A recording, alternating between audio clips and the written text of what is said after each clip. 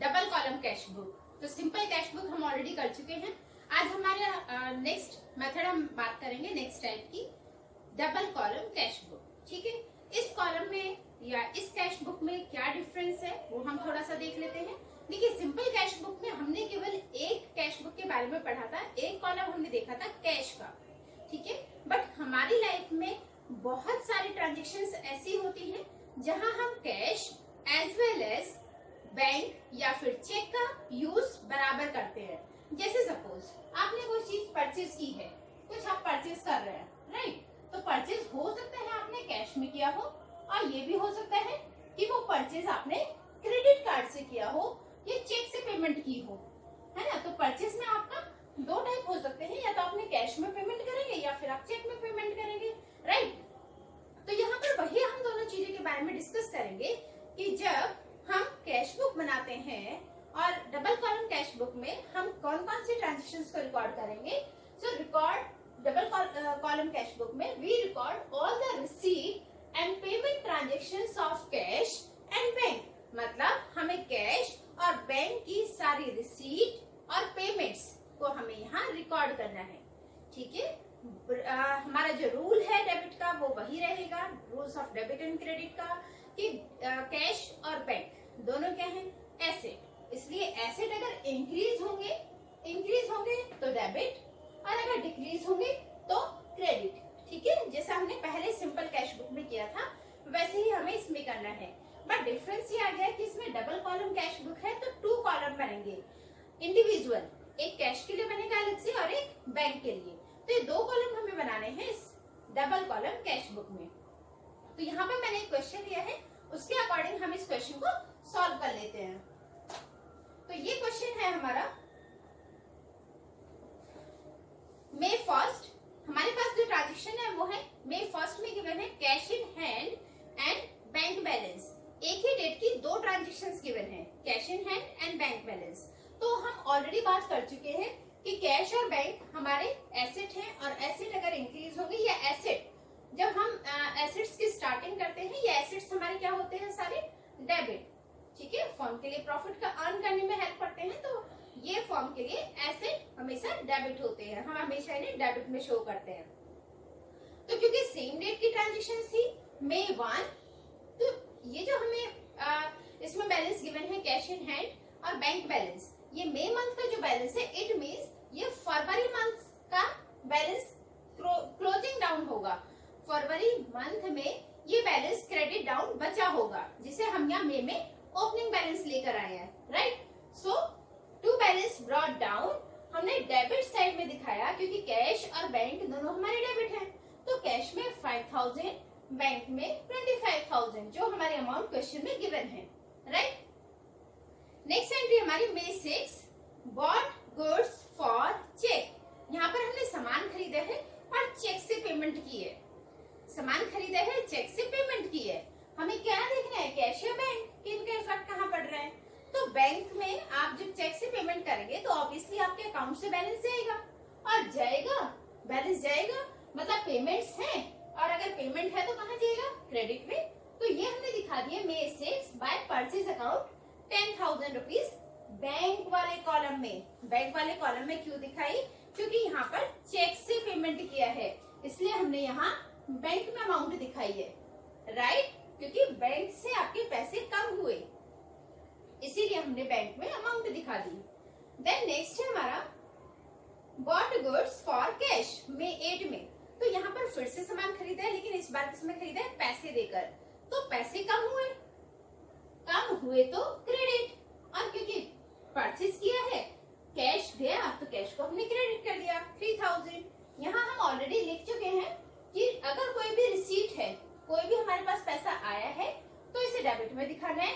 कोई भी आप पेमेंट कर रहे हो, चाहे वो कैश से करेंगे चाहे वो बैंक से करेंगे, कोई भी हमारी पेमेंट है तो वो क्रेडिट साइड में जाएगी। अभी तक हमारी 2 एंट्री आई है परचेज की, तो ऑब्वियसली दोनों में पेमेंट की है। एक में चेक से पेमेंट की थी इसलिए बैंक में हमने अमाउंट दिखा दिया, एक में कैश से पेमेंट की है तो हमने कैश में अमाउंट दिखा दिया।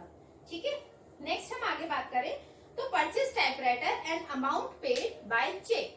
फिर से एक टाइपराइटर खरीदा है और इसकी पेमेंट चेक से की है, पेमेंट की है तो कहाँ जाएगा, क्रेडिट में। ठीक है, तो हमने क्रेडिट में दिखा दिया यहाँ पे। ये है आपका मे 10,000।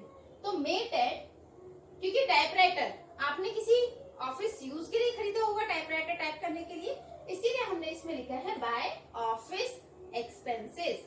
आप चाहे तो यहाँ पर टाइपराइटर भी लिख सकते हैं, तो टाइपराइटर भी लिखेंगे तो वो रॉन्ग नहीं होगा, ठीक है। तो बाय टाइपराइटर या फिर ऑफिस एक्सपेंसेस, और क्योंकि पेमेंट की है और ये पेमेंट की है बैंक से, तो हमने बैंक में दिखा दिया 10,000 रुपीज, ठीक है। नेक्स्ट है आपका paid trade expenses. Trade expenses पे किए। अब यहाँ पर क्वेश्चन में क्लियर नहीं है कि कैश से पेमेंट की है चेक से। तो जब भी हम इन दोनों में कुछ भी क्वेश्चन साइलेंट होगा तो हम हमेशा पेमेंट कैश से मानते हैं, क्योंकि जब भी पेमेंट बैंक से अगर की होगी तो क्वेश्चन आपको बताएगा कि चेक से पेमेंट की है, वो बताएगा जरूर, तो आपको कंफ्यूज नहीं करेगा। इसीलिए यहाँ चेक तो लिखा नहीं है कि पेमेंट की है, तो हम किससे मानेंगे कि कैश पेमेंट की है, पैसे दिए हैं, ठीक है। अब पैसे गए, फिर से पेमेंट की है, कैश गया तो कैश में से हम माइनस कर देंगे, मतलब कैश में हम अमाउंट दिखा देंगे। तो बाय ट्रेड एक्सपेंसेस 1100, ठीक है। नेक्स्ट एंट्री है आपकी पेड इनटू बैंक। बैंक में पैसे दिए, ठीक है। इस ट्रांजेक्शन को मैं आपको थोड़ा सा अच्छे से बता देती हूँ। यहाँ देखिए, हम थोड़ा सा यहाँ पर ले लेते हैं कि ये है आपका बैंक और ये है आपका कैश, ठीक है। अब यहाँ पर हमारी ट्रांजेक्शन थी, एक बार मैं लिख देती हूँ, पेड इनटू बैंक। बैंक में पे किया है, तो यहाँ पर तो पैसे आए बैंक में, यहाँ पैसे आ गए, है ना। पे कर रहे हो आप बैंक में, आप चेक लेके गए या पैसे लेके गए और बैंक में डिपॉजिट कर दिया, तो बैंक में पैसे आए, लेकिन कैश आपके हाथ से चला गया। फिर मेरे हाथ में 10,000 रुपीज है, ये मेरे हाथ में पैसे हैं, सपोज इसको पैसे मान लीजिए, एक बार के लिए कैश मान लीजिए, ये मेरे हाथ में कैश है, ठीक है। मैंने ये कैश बैंक में डाल दिया, तो मेरे हाथ से तो कैश गया, मतलब कैश कम हुआ है, लेकिन बैंक में रिसीट हुआ है, बैंक में आया है। तो इस टाइप की एंट्री में जिसमें कैश और बैंक दोनों इफेक्टेड होते हैं और दोनों अकाउंट हम यहाँ बना रहे हैं, कैश और बैंक, तो जो भी हम कॉलम बना रहे हैं, अगर उन दोनों कॉलम से रिलेटेड एंट्री आती है जिसका effect debit as well as credit दोनों साइड जाता है, उसे हम बोलते हैं कॉन्ट्रा एंट्री। क्या बोला जाता है इसे? कॉन्ट्रा एंट्री, ठीक है। तो इसे कॉन्ट्रा एंट्री क्यों बोलते हैं? क्योंकि क्रॉस एंट्री है, इसका इफेक्ट कैश में भी है और बैंक में भी है। क्रॉस क्यों है? क्योंकि देखिए एक जगह प्लस हुआ तो दूसरी जगह पर माइनस हो गया, ठीक है। तो इसका इफेक्ट दोनों जगह है, इसलिए हम इसे कॉन्ट्रा एंट्री बोलते हैं। समझ में आया? अब बैंक में पे किया तो बैंक में पैसे आए, तो बैंक के आएगा, रिसीट है तो बैंक के डेबिट में हम दिखा देंगे। तो यहाँ पर देखिए बैंक में डेबिट में हमने दिखा दिया है ये 2000 रुपीज, ये 2000 रुपीज आए थे, तो 2000 रुपीज हमने बैंक में डेबिट कर दिए। लेकिन कैश गया भी है, कैश से पेमेंट हुई है और पेमेंट कहाँ जाती है? क्रेडिट।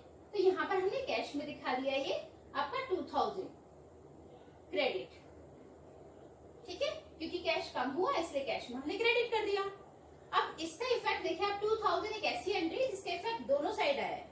इससे पहली वाली एंट्री में आप देखेंगे तो कोई भी अमाउंट ऐसा नहीं था जो डेबिट में भी है और क्रेडिट में भी है, सेम अमाउंट सेम ट्रांजेक्शन।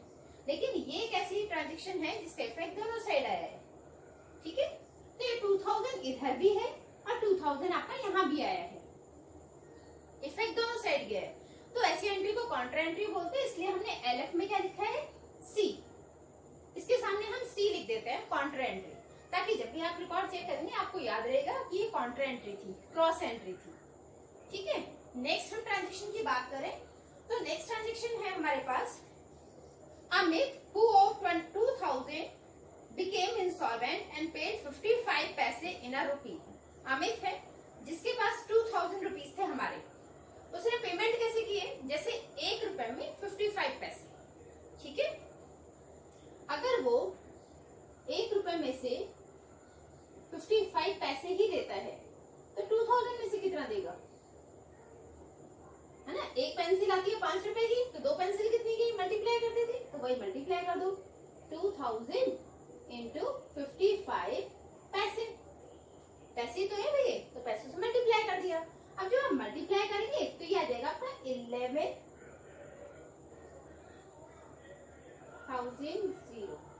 1,10,000 पैसे, 1,10,000 पैसे। बट जब आप इसे रुपीस में कन्वर्ट करोगे तो 2 जीरो कट जाएंगी, क्योंकि 100 से हमें डिवाइड करना है। तो इसका मतलब 2,000 रुपए में से उससे कितने पैसे आए फाइनली? 1,100 रुपए। ठीक है, तो अमित था एक बंदा जिसने 2,000 रुपए हमसे लिए थे, उसने जो पैसे दिए हैं वो इंस्टॉलमेंट हो गया। इंस्टॉलमेंट मतलब एक ऐसी कंडीशन जब आप पे नहीं कर सकते अमाउंट, जब आप पे करने की कंडीशन में ना हो, एक ऐसी सिचुएशन जहां आप पे करने की कंडीशन में नहीं हो पाते। ठीक है, आप पे नहीं कर पाते, ऐसा नहीं है मेरी मर्जी नहीं है मैंने नहीं दिए, नहीं, वो कंडीशन ऐसी होती है, सपोज मेरे पास कुछ है ही नहीं देने के लिए, हम कहाँ से, राइट। तो ऐसी ही कंडीशन में अमित है जिसके पास पैसे थे हमारे 2,000 रुपए, तो उसने 1 रुपए में 55 पैसे के अकॉर्डिंग हमें पैसे दिए हैं, तो वो हमने निकाले कि कितने पैसे मिलेंगे उससे। ठीक है, ये आए 1100 रुपीज। तो 1100 रुपीज क्योंकि रिसीट है, रिसीट कहाँ होती है हमारी? डेबिट में, और क्योंकि पैसा रिसीव हो रहा है, कैश लिखा है, तो अमित से हम यहाँ दिखा देंगे 1100 का कैश। तो अमित 1100, ठीक है, ये हमने यहाँ दिखा दिया। डेट थी May 18, तो May 18 हमने डेट डाल दी, राइट। नेक्स्ट है हमारा रिसीव फ्रॉम रवि। रवि से रिसीव हुआ है May 20 को, तो ऑब्वियसली रिसीव हो रहा है, रिसीव का है हमारे डेबिट में, तो क्या रिसीव हो रहा है? कैश। इसने कहीं नहीं बोला कि अकाउंट में पैसे आए, है ना। तो क्या रिसीव हो? इससे रवि से पैसे मिले, पैसे मिलेंगे तो डेबिट, तो हमने कैश में डेबिट में दिखा दिया कि टू रवि 800 रुपीज, ये हमने कैश में दिखा दिया। ठीक है, ये आ गए 800 रुपीज रवि से। ठीक, May 20। देन है आपका विड्रॉ फ्रॉम बैंक। अब बैंक से पैसे निकाले हैं, अभी देखिए इसी एंट्री का हम अपोजिट कर देते हैं। यहाँ बैंक में पैसे, जब हमने बैंक में डिपॉजिट किया तो बैंक में पैसे आए, अब आप बैंक से पैसे लेकर आए, ठीक है, आपने अपने अकाउंट से पैसे ले लिए, तो यहाँ क्या हो गया? यहाँ पर हो गया आपका माइनस, ये बैंक बैलेंस कम हो गया, लेकिन आपके हाथ में पैसे आ गए, कैश इंक्रीज हो गया, राइट। तो ये हो गई फिर से हमारी कैश और बैंक दोनों ही कॉलम पे इफेक्ट पड़ रहा है, इसका मतलब ये एंट्री भी आपकी कॉन्ट्रा एंट्री है। ठीक है, जिसका इफेक्ट दोनों साइड पड़ेगा, एक प्लस तो एक माइनस। अब क्योंकि कैश प्लस हो रहे तो प्लस कहाँ आता है आपके डेबिट में, कैश बढ़ा तो हम कैश में दिखा देंगे 800 रुपीज। क्यों आए? क्योंकि बैंक से निकाले हैं टू बैंक अकाउंट, तो आप निकाले थे May 23 को। अब उसी दिन बैंक से पैसे कम भी होंगे, कम होंगे तो क्रेडिट, तो बैंक में हम क्रेडिट में हमने दिखा दिया यहाँ पर 800 रुपीज, ये क्रेडिट। क्यों क्रेडिट हुआ? क्योंकि कैश विड्रॉ किया है। ठीक है, और अकाउंट्स में हम क्या करते हैं, हम कभी भी जिसका भी रिकॉर्ड बनाएंगे उसी के नाम से एंट्री नहीं होती। इसीलिए जब हम कैश में एंट्री डाल रहे हैं, कैश में अमाउंट डाल रहे हैं, तो हम डाल रहे हैं बैंक अकाउंट, और जब बैंक में हमने अमाउंट दिखाया तो हमने लिखा कैश अकाउंट। ठीक है, और क्योंकि ये दोनों साइड इफेक्ट आया है इसीलिए ये क्या है, कॉन्ट्रा एंट्री, तो हमने यहाँ पर सी डाल दिया दोनों साइड। ठीक है, ये हो गई हमारी कॉन्ट्रा एंट्री। लास्ट में वीडियो को प्लीज पूरा देखिए, क्योंकि लास्ट में मैं इसे स्पेसिफिकली कॉन्ट्रा एंट्री को फिर से एक्सप्लेन करूंगी, तो स्किप मत करिएगा। नेक्स्ट है आपका paid to Karan by cheque. Cheque से पेमेंट कराए करण को, तो अकाउंट से पैसे गए, क्योंकि पेमेंट कर लो, पेमेंट है क्रेडिट में, तो क्रेडिट में दिखा दो। किसको करें? करण को, तो May 23 करण, और कितने पेमेंट की उसे? 600 की पेमेंट की, तो 600 हमने बैंक में दिखा दिए। ठीक है, पेमेंट थी, क्रेडिट है, क्रेडिट में हमने दिखा दिया। They received a cheque from Manoj and deposit in the bank. Manoj से एक चेक मिला था, हमने वो बैंक में डाल दिया। तो जब भी आप चेक डालेंगे तो आपके अकाउंट में पैसे आएंगे ना। जब भी आप चेक मनोज से मिला था, आपने वो बैंक में लगा दिया, तो आपके अकाउंट में पैसे गए ना, तो पैसे रिसीव हुए। अब रिसीव हुए तो डेबिट। ठीक है, अब क्योंकि बैंक में पैसे रिसीव हुए तो बैंक वाले कॉलम में हमने दिखा दिया किससे रिसीव हुए थे, मनोज से, तो टू मनोज May 24 को हुए हैं, तो डेट डाल दी हमने मनोज, और इसके बैंक में हमने अमाउंट दिखा दिया, हमारे अपने अकाउंट में हम अमाउंट दिखा देंगे मनोज के नाम से 4,920। ठीक है, देन आपका है withdraw from bank for private expenses. अब यहाँ भी अभी फिर से विड्रॉ किया है, लेकिन इस बार ऑफिस यूज के लिए नहीं किया है, इस बार क्या किया है, पर्सनल यूज के लिए। पर्सनल यूज क्या होती है? ड्राइंग। तो हमारी एंट्री क्या बनेगी? ड्राइंग टू, आपका क्या विड्रॉ क्या थे? एक मिनट फिर से, विड्रॉ फ्रॉम बैंक, तो ड्राइंग टू बैंक, ठीक है, बैंक से विड्रॉ किया है, तो ड्राइंग टू बैंक, कैश का तो कहीं इन्वॉल्वमेंट नहीं है, तो मतलब केवल एक ही अकाउंट में इफेक्ट पड़ रहा है, कॉन्ट्रा एंट्री तो नहीं है, तो यहाँ दिखा दीजिए बाय ड्राइंग। और क्योंकि बैंक से पेमेंट हुई है, बैंक से पैसे गए हैं, माइनस हुए हैं, पैसे जा रहे हैं, कम हुए हैं, तो यहाँ दिखा दिया हमने 600। डेट थी आपकी 25, तो May 25, ठीक है। पैसे आएंगे, बढ़ेंगे तो डेबिट, कम होंगे तो क्रेडिट। अब वो चाहे कैश में हो या बैंक में हो, अगर कैश या बैंक में पैसे आ रहे हैं तो डेबिट, और कैश और बैंक से पैसे जाएंगे तो क्रेडिट। देन नेक्स्ट है आपका sold goods for cash, cash में सामान बेचा है, ऑब्वियसली आप कोई चीज बेच रहे हैं तो आपके पास पैसा आएगा, आएगा तो फिर से डेबिट कर दीजिए, है ना। कैश में बोला है क्वेश्चन में कि कैश में बेचे, तो कैश में हम दिखा देंगे। ये सेल हमारी 18,400 की, और डेट थी May 28, तो May 28 टू सेल्स अकाउंट 18,400, ठीक है। नेक्स्ट है हमारा रिसीव फ्रॉम कुलदीप 10,000, कुलदीप से 10,000 रुपए मिले, out of which 6,000 deposited to bank on the same day, 6,000 bank में डाल दिए उसी दिन। तो 10,000 रुपए आपके पास आए थे, जिसमें से 6,000 बैंक में डाल दिए। इसका मतलब इन 10,000 में से 6,000 तो आपके बैंक में गए, है ना, और 4,000 आपके पास कैश बचा है, राइट। दोनों चीजें बढ़ी, दोनों बढ़ी, तो हमने यहाँ पे दिखा दिया रिसीव हो रहे तो डेबिट, तो टू कुलदीप 4,000, अच्छा सॉरी, हाँ 4,000 कैश था, तो 4,000 कैश में 6,000 बैंक में बढ़े, तो 6,000 बैंक में हमने दिखा दिया, ठीक है। फिर से देख लीजिए, 10,000 रुपए कुलदीप से आए हैं, जिसमें से हमने 6,000 रुपीज बैंक में डाल दिए, 6,000 रुपए हम बैंक में डाला है, तो बैंक बैलेंस बढ़ेगा, बढ़ेगा तो डेबिट, तो बैंक में बढ़ा तो बैंक में हमने दिखा दिए 6,000 रुपए।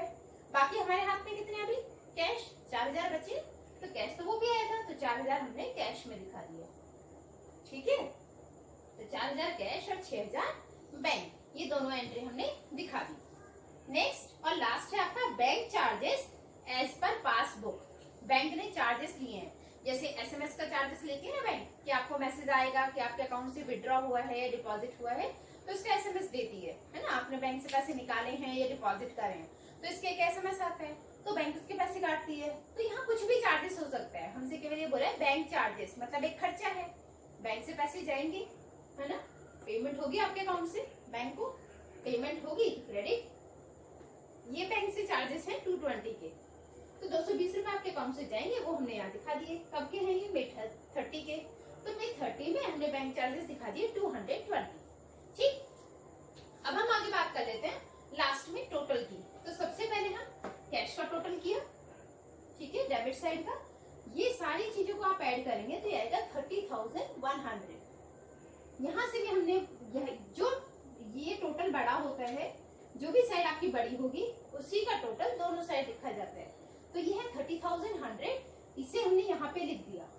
अब हमें क्या करना है, यहाँ से इन तीनों को आप ऐड करेंगे, इन तीनों का टोटल 30,100 में से माइनस करना है, तो 30,100 में से आप माइनस करेंगे तो आपके पास ये आ गया 24,000, ठीक है।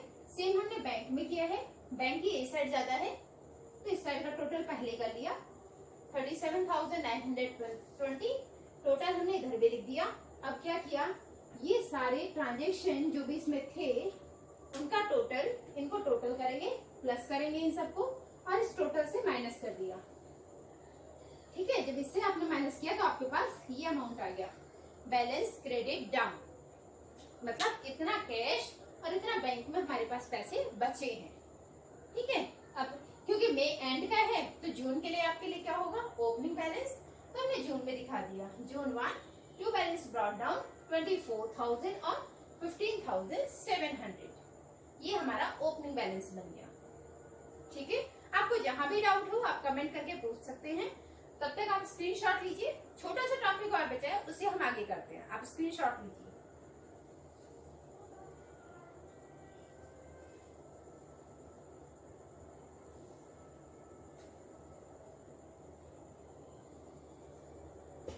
कॉन्ट्रा एंट्री, ठीक है, कॉन्ट्रा एंट्री मुझे पता है कि आपको हो सकता है थोड़ा सा इसमें डाउट हो, लेकिन इसकी बात कर लेते हैं कॉन्ट्रा एंट्री, ताकि आपका डाउट क्लियर हो जाए।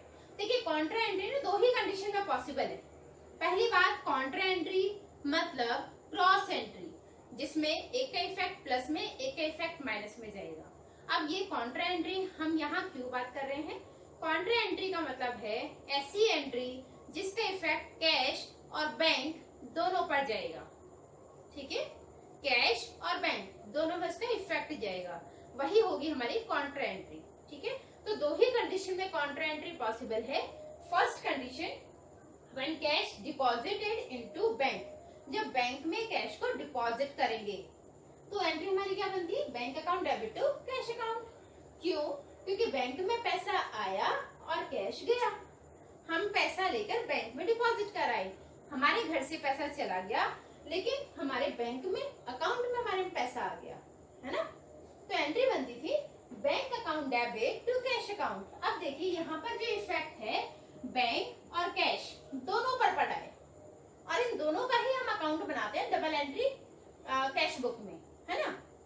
दोनों पर इफेक्ट पड़ रहा है, इसीलिए इसे हम बोलेंगे कॉन्ट्रा एंट्री। इसीलिए इसके सामने लिखा जाता था सी। तो यहाँ पर बैंक में पैसा आ रहा है तो बैंक में तो रिसीव हो रहे हैं तो डेबिट में हम शो करेंगे, लेकिन कैश से जा रहा है तो हम कहाँ दिखाएंगे? क्रेडिट में, है ना? कैश से हमने पैसा चला गया, आ रहा है तो डेबिट, जा रहे तो क्रेडिट।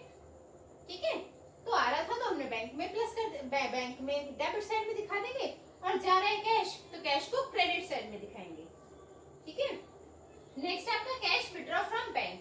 बैंक से पैसा लेकर आई हो, विड्रॉ कर लिया आपने, निकाल लिया आपने, गए आपने चेक दिया या फिर रिसीट दी और उससे पैसा निकाल के ले आए, अपने अकाउंट से आपने पैसे ले लिए। ठीक है, या एटीएम से पैसे निकाल लिए, तो कैश आपके हाथ में आया, लेकिन बैंक से पैसा चला गया, अकाउंट से पैसे कम होंगे ना। कैश तो आया आपके हाथ में, आप एटीएम गए और एटीएम से पैसे निकालिए, आपके हाथ में कैश आ गया तो पैसे आए, लेकिन आपके अकाउंट से पैसे गए। ठीक है, अब क्योंकि कैश बढ़ रहा है, कैश आ रहा है, रिसीट है, तो कहाँ जाएगा? डेबिट में आप इसे दिखाएंगे, किसके नाम से? बैंक के नाम से। अभी हमने बात की थी कि जो भी अकाउंट आप बनाते हैं उसमें उसी के नाम से कभी भी एंट्री नहीं होती। तो अगर आप कैश के कॉलम में अमाउंट दिखा रहे हैं तो वो अमाउंट आप बैंक के नाम से दिखाएंगे। बैंक में कैश के नाम से दिखाया जाता है। कॉन्ट्रा एंट्री है तो कैश में आप बैंक के नाम से एंट्री दिखाएंगे और बैंक में कैश के नाम से। किस कंडीशन में? केवल कॉन्ट्रा एंट्री की कंडीशन में, सभी में नहीं, केवल कॉन्ट्रा एंट्री में, जहां कैश और बैंक दोनों आपके आ रहे हैं। तो कैश में आया तो डेबिट कर दिया, बैंक से पैसा जा रहा है तो क्रेडिट कर देंगे। तो क्रेडिट, बैंक के कॉलम में क्रेडिट साइड आप अमाउंट दिखाएंगे। ठीक है, अब मैंने यहाँ पे दो एंट्री और ले ली है ताकि आपको कंफ्यूजन ना हो। एक एंट्री और होती है हमारी cash withdraw from bank for personal use. Personal use के लिए कैश विड्रॉ किया है। ठीक है, तो पर्सनल यूज क्या हो जाता है यहाँ पे? ड्राइंग। ये तो आपको पता होगा पर्सनल यूज क्या होता है? ड्राइंग। तो एंट्री क्या बनेगी हमारी? Drawing account debit to bank account, क्योंकि बैंक से विड्रॉ किया है, बैंक से पैसे गए, तो ड्राइंग टू बैंक। ठीक है, तो बैंक से तो पैसे कम हुए हैं, लेकिन ड्राइंग का हमको यहाँ अकाउंट नहीं बना रहे हैं। हमने कौन से दो कॉलम बनाए? एक कैश और एक बैंक। हमें अब यहाँ पर केवल वन साइड इफेक्ट है, तो ये कॉन्ट्रा एंट्री नहीं है। ठीक है, क्योंकि आपने देखा होगा ड्राइंग और बैंक है, कैश नहीं आया, यहाँ पर कैश और बैंक दोनों थे, इसमें आपने देखा होगा तो उसी को हम बोलते हैं कॉन्ट्रा एंट्री, जिसमें कैश और बैंक दोनों आए। इसी का अगर हम थोड़ा सा चेंज कर दें, cash withdraw for personal use, की पैसे निकाले पर्सनल यूज के लिए, तो भी हमारी एंट्री क्या बनेगी? Drawing account debit to cash account. यहाँ कैश कम हुआ है आपका, बैंक में तो कोई इफेक्ट नहीं पड़ा, है ना? तो इस टाइप की एंट्री कॉन्ट्रा एंट्री नहीं होती। कॉन्ट्रा एंट्री तभी होंगी जब कैश और बैंक दोनों पर इफेक्ट आए। ठीक है, आई होप आपको टॉपिक समझ में आया होगा और ये चैप्टर समझ में आया होगा। अगर आपको कोई डाउट होते हैं तो आप कमेंट बॉक्स में पूछ सकते हैं। ठीक है, मिलते हैं नेक्स्ट वीडियो में। तो वीडियो अच्छी लगे तो लाइक करिए और चैनल को सब्सक्राइब करिए। तो मिलते हैं नेक्स्ट वीडियो में। Till then bye.